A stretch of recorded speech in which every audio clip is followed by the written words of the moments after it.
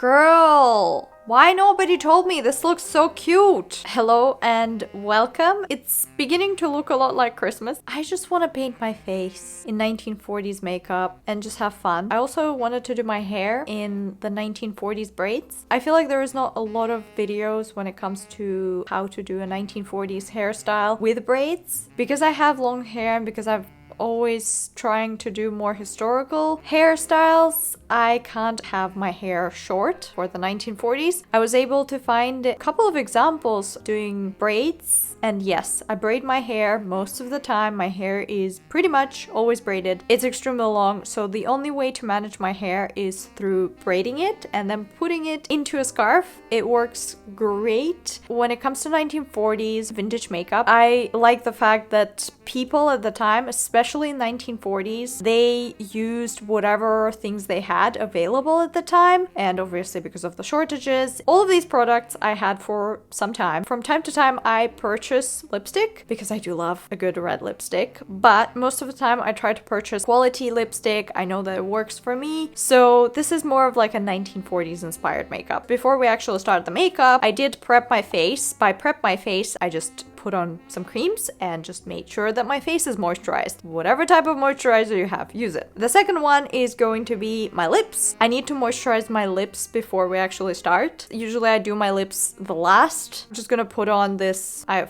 forgot what it's called. Is it Bésame? I'm gonna put this lip balm on my lips. Perfect. And we're good for lips for now. It's good to have moisturized lips for later. I never talked about makeup and also did makeup at the same time. Next one is going to be concealer. I don't have foundation and I don't really need it. And I don't really like the feeling of foundation. So I'm just gonna use the one that I have. The one that works for me, the shade and everything. And conceal my dark circles. I do like my under eyes bright. Whatever works for you, do it. If you like foundation, go for it. Next, very important, brows. And then I'm just gonna brush my brows. Make sure that they're, looking good. And then if I want to fill in my brows a bit, because sometimes they're a bit too light, so this is probably my third time buying this. I'm not gonna tell you what it is. If you can figure it out, you can figure it out. It's pretty good. Once I have filled my brows, I like to go back and brush it again because they look a bit too intense. 2010s? We don't want 2010s here.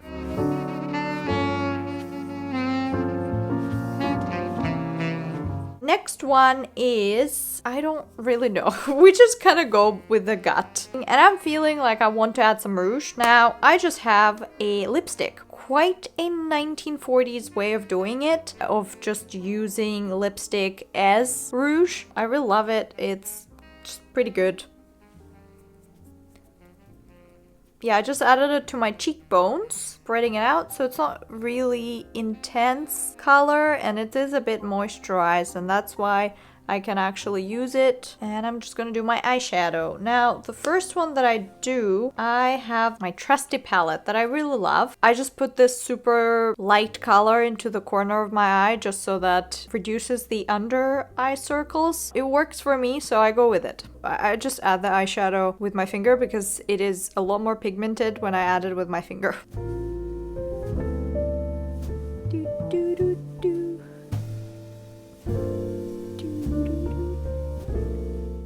Is going to look so cute. It works well. Like, look, it just kind of brings your attention away from the dark circles.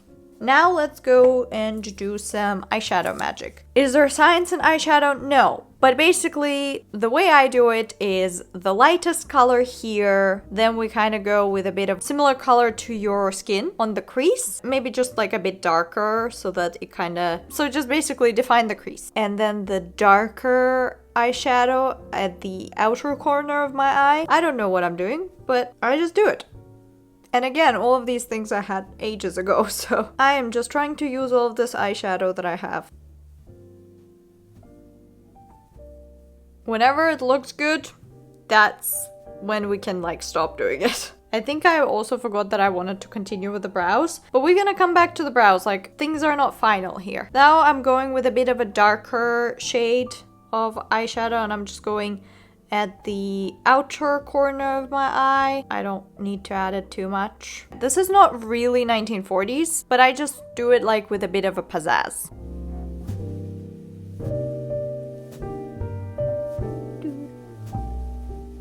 A bit of a pizzazz. And now I'm going with the darkest color brown. I just have a very nice palette here. It has all of the shades of brown that I need. And for me, like, brown works because apparently because of my brown eyes. But whichever color works for you, go with it. And if you like brown, use the brown. We're going with the darkest shade right in the corner. I'm gonna spread it out a bit so that there are no harsh lines. It's very hard to see in this little mirror.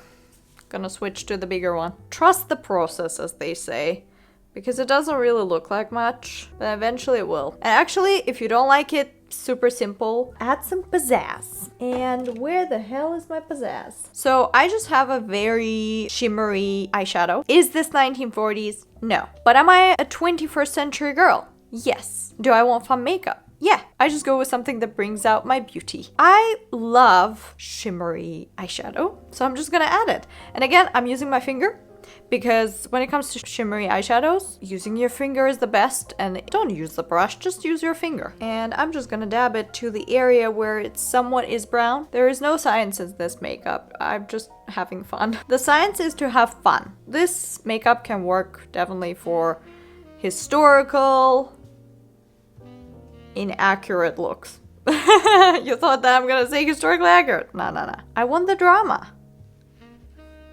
You can add more, you can add less. Does it look good? Yes. It doesn't look good?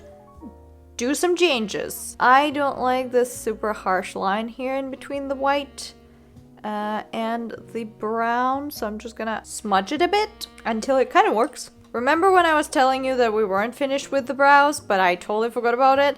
I wanted to add a bit of a highlighter under the brow, just so that it kind of makes it a bit more accentuated, I guess. I'm just using a white highlighter. It looks weird right now, yes, because we didn't smudge it.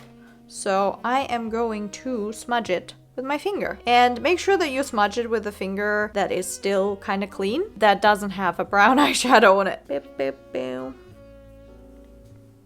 Looking cute. Again, we're just doing with the vibes here. Now we come to a somewhat historically accurate method of using some powder. I am using this powder thing that kind of balances whatever I have on my face and dab it all around my face because it doesn't make my face too shiny. Maybe I used this incorrectly. I should have first used the powder, but who cares? We're just going with the flow here. And just dab it into the areas that feel shiny and you don't like it.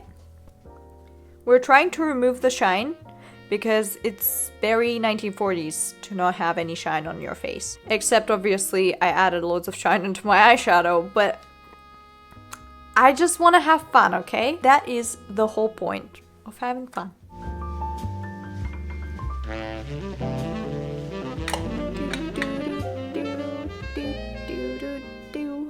I also have another powder, so I'm gonna use that one too. There's no such thing as a lot of powder used. Use as much as you like.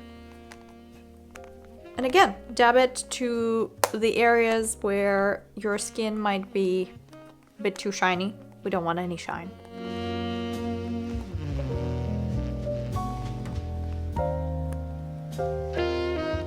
Also, this is where it's a good thing that you added some moisturizer beforehand. If I didn't add moisturizer onto my face beforehand, I would have had a very dry skin because of the fact that I've added so much powder.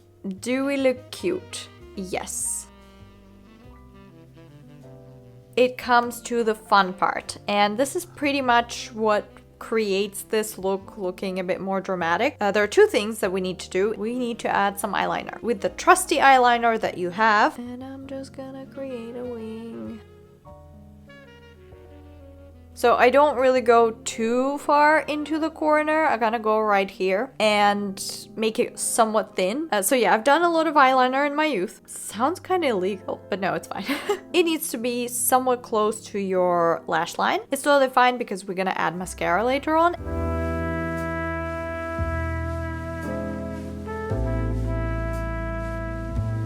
about the vibes. Well, it doesn't look good at the beginning, but after that it will. I did my eyeliner. Do I like it? No. There is no such thing as perfection when it comes to eyeliner. It will always look weird. We're gonna add the mascara now. And again, my mascara is waterproof. And yeah, when it comes to eyeliner, I guess I'm going a bit more of a 1950s look than 1940s.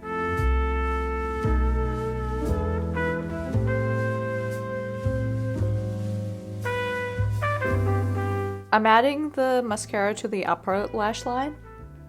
If there is something on the bottom lash line, that's fine. You can always remove it. And this is how I do my makeup. Actually, no, we totally forgot about the lips. The lips are probably the most important thing. Now, maybe this is the most accurate thing that I have when it comes to makeup, because 1940s was all about the red lips. And remember, we added some moisturizer. Now we need to dab it with a tissue paper and just remove that moisture. This is like a very 1940s way of doing it. I need to add a lip liner. I don't really go over the contour, but you can to make them a bit bigger. Line your lips with a lip liner that is very similar color.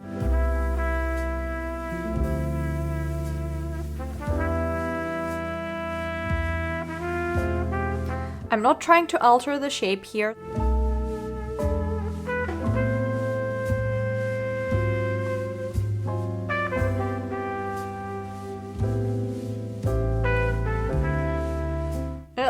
Is coming together a lot better. Oh my god, the red lipstick just looks good on me. But this is just a liner, so now the question is, what shade should I go with? I want to go with the Bésame lipstick. So this is the 1941 shade, and this is the most like historically accurate shade. And it's already this kind of cool shape. I really love it. It is definitely a lot more different to my other lipsticks.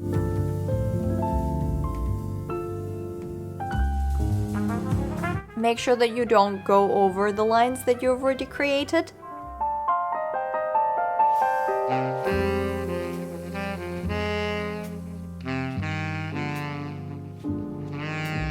And don't forget to dab. And it is a bit wonky here.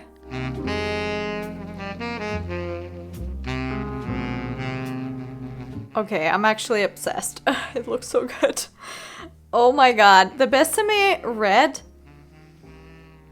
I look great. Actually, I'm gonna fix my brows because I don't really like how they look, but that's okay. We can always go back. I'm just gonna fill it in a bit because yeah, I have a bit light brows.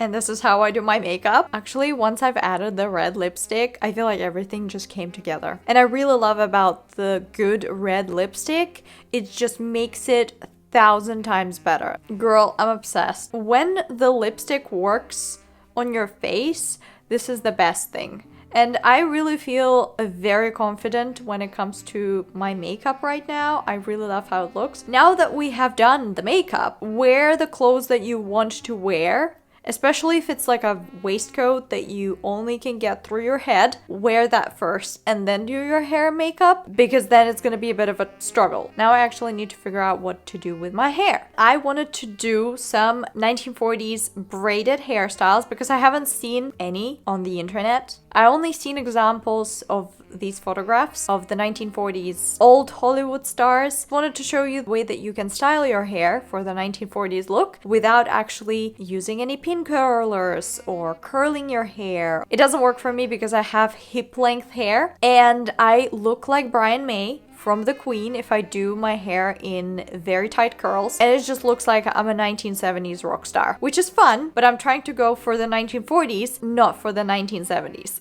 The first way that I just do my hair is I just keep it in the scarf. It looks quite nice and neat. It's not in my face. And it's also braided. I can also go outside with this, buy bread. I can also add a nicer scarf. Look very 1940s, but also not do a lot when it comes to hair. The hairstyle that I'm gonna be doing in some magazines, it is called the crown braid. The other, it's called milkmaid braid, but they're quite similar. First things first, I'm gonna remove the scarf, showcase the actual mess I have. They've been in a braids for a couple of days. I don't always remove my hair from braids. If you want long hair, put them in braids. What I'm gonna do is, because the hair is actually located not in the correct space, like you can still do the braids this way, crown braid, because it's already messy. I have to rebraid it anyway. I'm also going to add some oil. I think it's jojoba oil. And then I'm going to brush my hair. And I'm adding some oil because I wasn't very happy with the amount of oil that I had. Make sure that the hair is not gonna be very wispy and like all over the place. So what I'm trying to do is I'm trying to create a different type of braid. Trying to put it up to the front of my face. And then what I'm gonna do, I'm just gonna section it into 3 and braid it.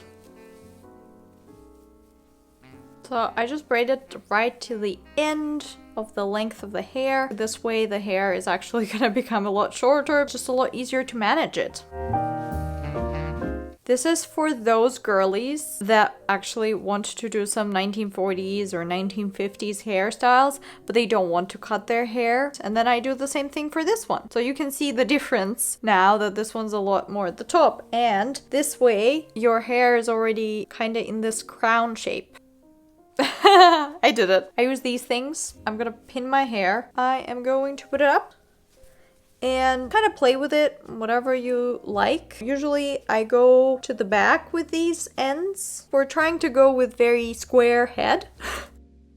So I'm just doing it blindly. So yeah, we just kind of pin the pins. It's very important to have these in the front. And then the not very good looking braids are gonna go to the back. Last time I've added so many of these pins, I didn't even realize it. I would just add the pins until it kind of feels okay and it doesn't really fall off. I also try to tuck the ends at the back so they're not visible at the back too. When it comes to this hairstyle, you can just kind of go with the flow. None of the braids are always going to be the same. You know, sometimes you're going to braid them a bit higher, a bit lower. Try different methods until it looks good. That's pretty much what I do.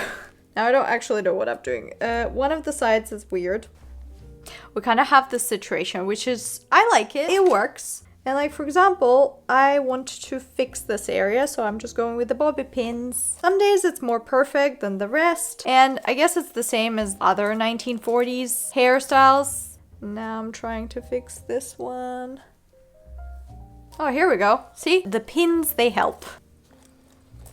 Also make sure that I'm not like leaving any hair sections unpinned, or like you can kind of feel it. It just feels a bit loose and not really attached to anything. And I'm definitely having a lot of fun. When it comes to this kind of hairstyle, your best friend is going to be hairspray. Keeps everything together. Nothing's gonna fall off. I can spend like ages doing this hairstyle.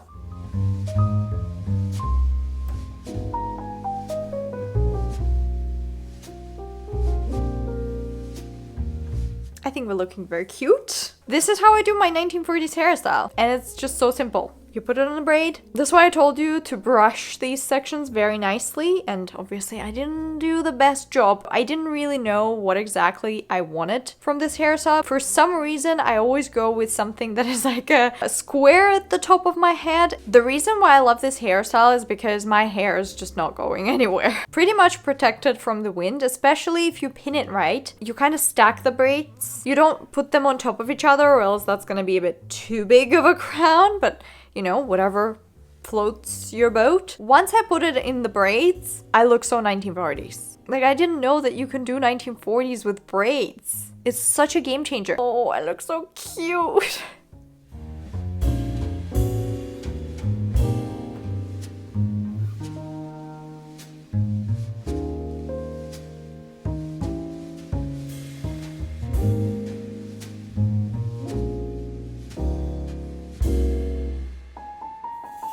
If you want to see more of this type of videos, don't forget to like, comment, and subscribe. And I really love reading all of your comments, and actually it kind of helps me understand what kind of content you would like to watch in the future. I'm a vintage girly and I love to do things my own way. And if you like to see more of this kind of content, you can always watch one of these videos and support me further. I'll see you in my next one. Bye everyone.